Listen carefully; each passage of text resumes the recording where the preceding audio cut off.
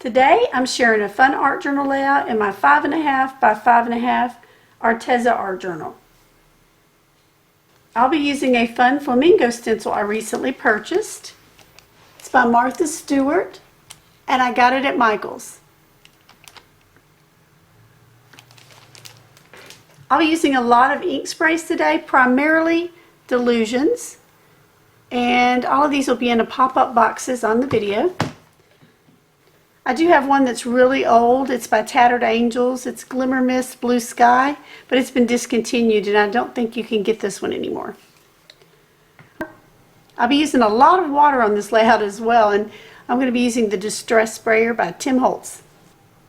I'm going to use some pink and black acrylic paint for the flamingos. I'll be using some regular gesso as well as some super heavy gesso. Did you know you can add color to your super heavy gesso or modeling paste before applying it over the stencil? I'll be demonstrating that today. I'll also be using a couple of stamps to add interest to the background. It's not on the video, so let me tell you a little bit about the journaling that I did.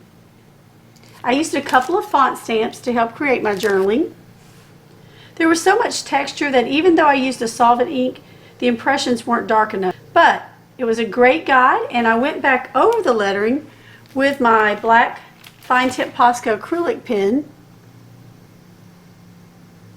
and I think it turned out fine. I started out using a black micron pen for details, and you'll see in the video that I keep kind of wiping the tip off on a paper towel. That's because a lot of the mediums can actually clog that pen and ruin it.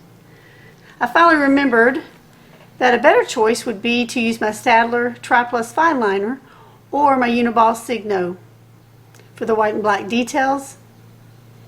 And I got both of these at Michael's. Alright, so let's get started.